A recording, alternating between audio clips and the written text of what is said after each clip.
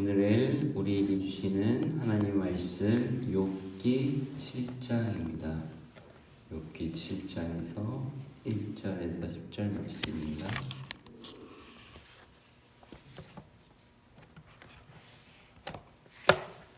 한 목소리로 봉독하겠습니다. 이 땅에 사는 인생에게 힘든 노동이 있지 아니하겠느냐? 그의 날이 품꾼의 날과 같지 아니하겠느냐? 종은 저녁 그늘을 몹시 바라고 품꾼은 그의 삭슬 기다리나니 이와 같이 내가 여러 달째 고통을 받으니 고달픈 밤이 내게 작정되었구나. 내가 누울 때면 말하기를 언제나 일어날까 언제나 밤이 갈까 하며 새벽까지 이리 뒤척 저리 뒤척 하는구나. 내 살에는 구더기와 흙덩이가 의복처럼 입혀졌고 내 피부는 굳어졌다가 터지는구나. 나의 날은 배틀의 북보다 빠르니 희망 없이 보내는구나. 내 생명이 한낮 바람 같음을 생각하옵소서. 나의 눈이 다시는 행복을 보지 못하리이다. 나를 본 자의 눈이 다시는 나를 보지 못할 것이고 주의 눈이 나를 향할지라도 내가 잊지 아니하리이다. 구름이 사라져 없어진 같이 스올로 내려가는 자는 다시 올라오지 못할 것이오니 그는 다시 자기 집으로 돌아가지 못하겠고 자기 처소도 그것이 그를 알지 못하리이다. 아멘. 우리 계속해서 욥에 대한 고통 그리고 호소와 희망이 없는 삶에 대해서 살펴보고 있습니다. 욥은 친구들에게 위로받지 못하는 슬픔을 토로하고 그들에게 자신에 대한 처지를 그리고 자신의 의로움을 부르짖었습니다. 그저 처절한 자신의 삶을 토로하고 도움을 구하고 있는 간절한 외침입니다. 그런데 오늘 본문은 욥이 친구들에게 자신의 심정을 호소하다가 하나님께 시선을 돌립니다. 그리고 자신이 인생을 살아가면서 마주하게 되는 삶의 고den을 토로하기 시작합니다. 욥은 하나님께 인생의 수고를 한탄하며 자신을 돌아봐 달라고 요청합니다. 오늘 본문을 요약하자면 노동을 하는 자들도 그의 삭시 있고 쉬는 저녁이 있기에 견뎌내지만 욥 자신은 여러 날 동안 여러 달째 쉼도 없이 고통을 받고 있다라는 것입니다. 그리하여 자신의 날은 배틀의 북보다도 빨라 희망 없는 시간이 돼서 흐르고 있다고 고백하며 자신의 생명이 바람 같음을 생각해 달라고 하며 수월에 내려가게 된다라고 하며 자신의 운명에 대해서 절규하는 모습입니다. 하지만 그의 절규와 호소 속에는 하나님에 대한 마지막 희망을 놓고 있지 않습니다. 본문을 살펴보겠습니다. 욥은 7장에서 그의 개인적인 운명뿐만 아니라 모든 사람의 운명에 대해 하나님께 말합니다. 본래 인간은 노동으로 하루하루 살아가는 품꾼과 같이 고된 삶을 살아가야 하는 존재라는 것입니다. 고된 노동에 시달려야 하는 종이 가장 원하는 것은 저녁 그늘이며 쉼을 얻을 수 있는 시간은 어두워서 더 이상 일할 수 없는 저녁 시간이며 그때 가서야 땀을 식힐 수 있다라고 하는 것입니다. 또한 노동을 끝내는 것과 아울러 품꾼의 간절히 원하는 것은 노동의 수고에 대한 그에 맞는 삭시입니다. 하지만 욥은 말합니다. 품꾼들은 저녁이 되면 쉼이라도 있고 그의 삭시라도 있지만 자신이 당하는 이 상황은 밤이 오더라도 쉼이 없고 삭도 없다라는 것입니다. 그렇기에 자신의 삶이 자신의 인생이 더 비참하고 고통스럽다라는 것입니다. 인간으로서 가질 수 있는 기본적인 쉼도 얻지 못하는 그 욥의 안타까운 괴로운 삶이라는 것입니다. 심지어 밤에도 쉼을 얻지 못하는 욥은 밤새 자신의 고통으로 인하여서 뒤척이고 있습니다. 왜냐하면 욥의 피부는 심한 질병으로 인해 구더기와 흙먼지로 뒤덮여 있기 때문에 고통이 너무 심하기 때문에 그렇습니다. 오히려 밤이 아니라 새벽이 다시 왔으면 하는 바람으로 밤새 그저 고통과 번민 속에서 또한 분노로 밤을 지새우기까지 합니다. 자신이 겪을 수 있는 인간으로서의 가장 밑바닥까지 추락한 상태입니다. 죽음의 상징으로 볼 수 있는 구더기와 흙은 죽음의 문턱에서 마지막이 오기를 그저 기다리고 있는 욥의 모습을 잘 묘사하고 있는 것입니다. 나의 나날들은 배틀의 북보다도 빠르게 지나버리니 이제 욥의 삶은 아무런 희망도 없이 죽음과 함께 사라질 것임을 말하고 있는 것입니다. 다들 혹시 죽음의 문턱에 가보신 적이 있으시려나 모르겠습니다. 간병을 하다가 보면은 또 자신적 겪다 보면은 아플 때, 홀로 있을 때, 저녁에 있을 때가 정말 괴롭죠. 그런 욥의 상태를 지금 말하고 있습니다. 인간은 항상 고난과 고통 속에서 쉼과 평안을 소망하며 살아가고 있습니다. 많은 철학자들도 그렇고 많은 삶에 있어 인생은 고통의 연속이다라고 말하고 있죠. 창세기에서 하나님께서 아담에게 선포한 내가 흙으로 돌아갈 때까지 얼굴에 땀을 흘려야 먹을 것을 먹으리니 내가 그곳에서 취함을 입었음이라 너는 흙이니 흙으로 돌아갈 것이니라 라고 이렇게 창세기 3장 19절에 하나님의 말씀이 선포되고 있는데, 하나님의 말씀은 죄인의 인생에서 결코 참된 평안을 누릴 수 없다는 진리를 선언하고 있습니다. 이게 인간의 보편적인 삶이다라고 말하는 것입니다. 성서는 이 고난과 고통이 인생의 본질이라는 사실을 지금 욥은 온몸으로 직면하고 있다는 것입니다. 인간의 본래적 고통, 태생적인 원죄에 인한 고통,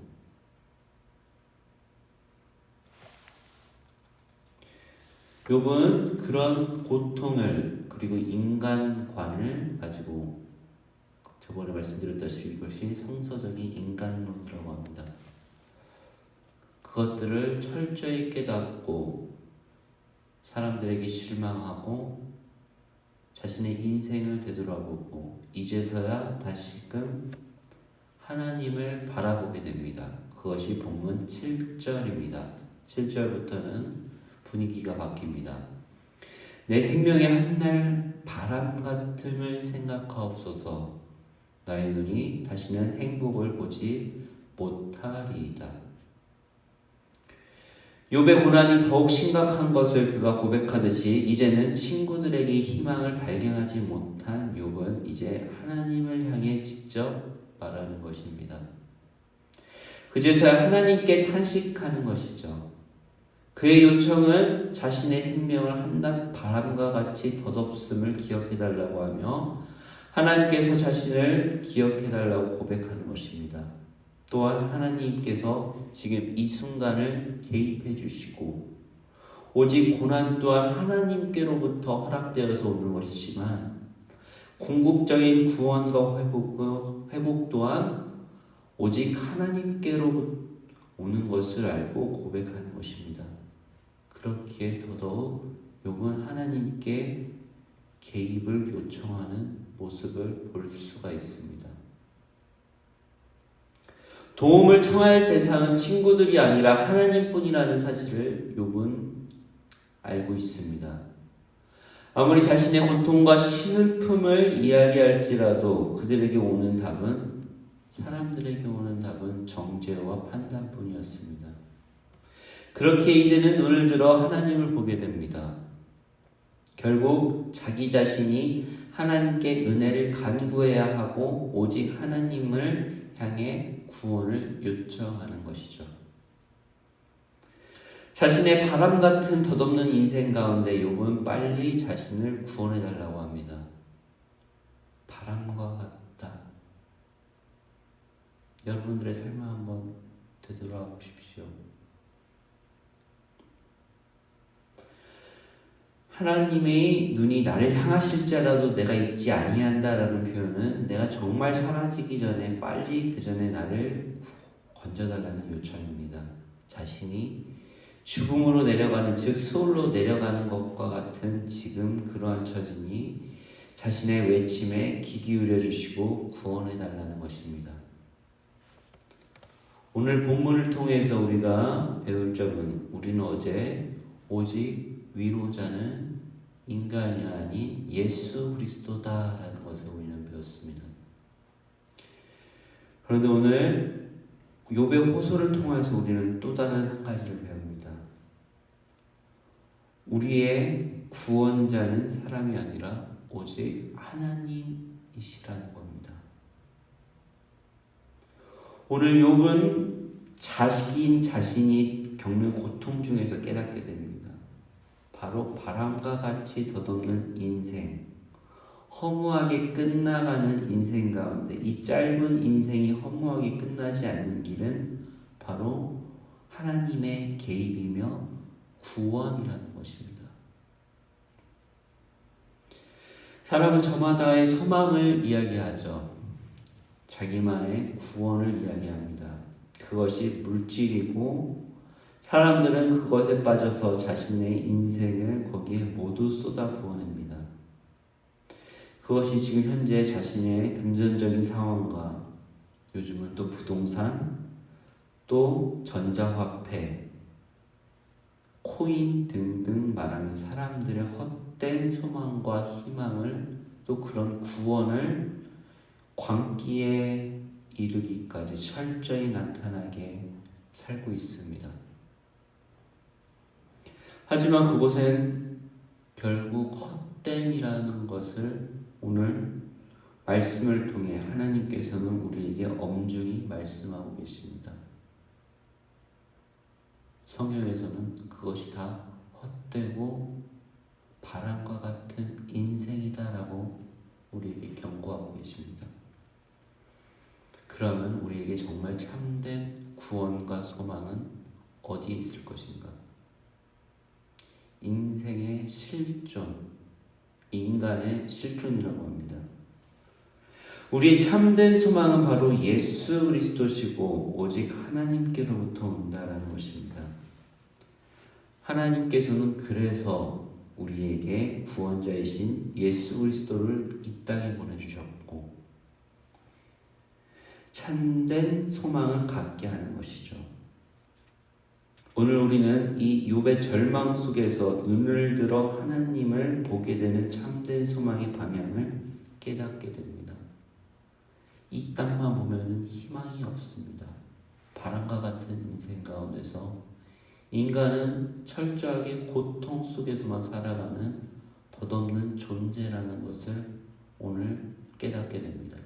그렇게 우리는 눈을 들어 하나님을 바라보게 됩니다. 그리고 참된 소망이신 예수 그리스도께서 이 땅에 오심을 우리는 오늘 다시금 고백하게 되고 예수 그리스도만이 참된 소망임을 다시금 우리는 새기게 됩니다. CCM이지만 이원진 씨의 욥의 고백이라는 찬송가 가사가 있습니다. 가사 한 구절만 말씀드리겠습니다. 철저히 무너진 삶 속에서 하나님 나에게 역사하시고 믿음의 시선을 허락하사 주를 주목하게 하시네. 오늘 이 가사의 내용이 우리의 고백이 되기를 원합니다.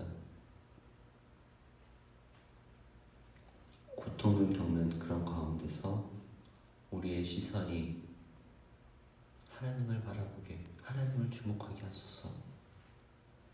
참된 소망이 되시는 예수 그리스도께서 우리의 절망으로부터 건져주신다는 것이며 우리의 참된 소망은 오직 주님께 있음을 오늘도 고백하시는 성도 되시기를 주의 이름으로 소망합니다.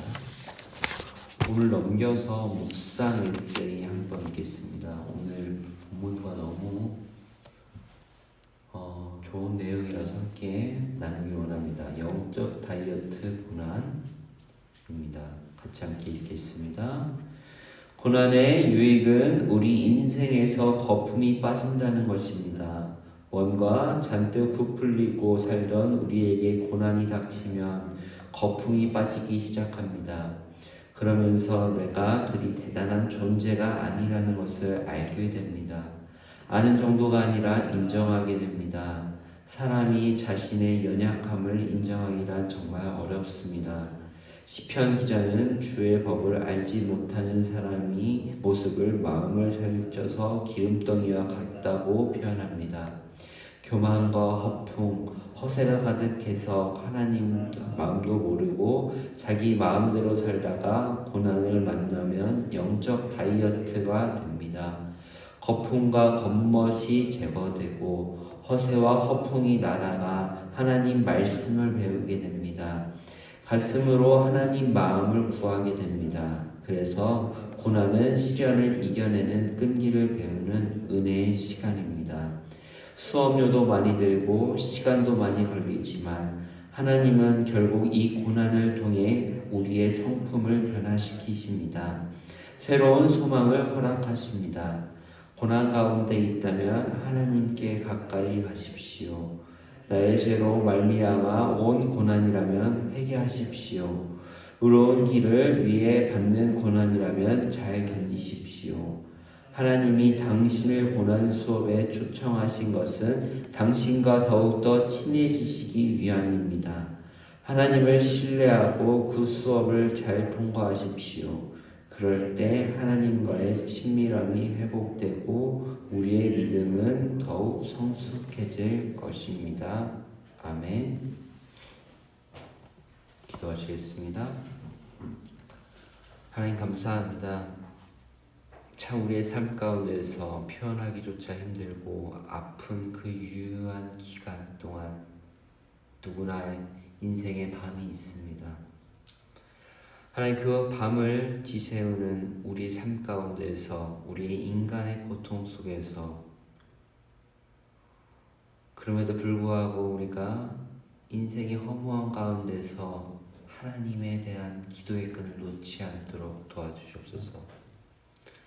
오직 하나님만이 구원이시며 하나님만이 우리의 소망이시며 예수 그리스도께서 우리의 빛이시며 소망이라는 그 뜻을 오늘 말씀을 통해 배웠습니다. 하나님 우리가 헛된 인생과 허무한 인생 또 바람과 같은 인생 가운데서 오직 그 바람과 같은 인생이 유의미하게 할 수 있는 것은 오직 하나님의 구원뿐이라는 것을 오늘 다시금 깨닫습니다. 오늘의 인생 가운데서 우리가 더욱더 하나님의 구원을 붙들게 하여 주옵시고 이 땅에 있는 헛된 것보다 오직 신령하고 영원한 하늘의 상급을 깨닫고 그리고 하나님 나라만을 바라볼 수 있는 우리들 될 수 있도록 도와주옵소서. 감사하고 예수님의 이름으로 기도합니다. 아멘.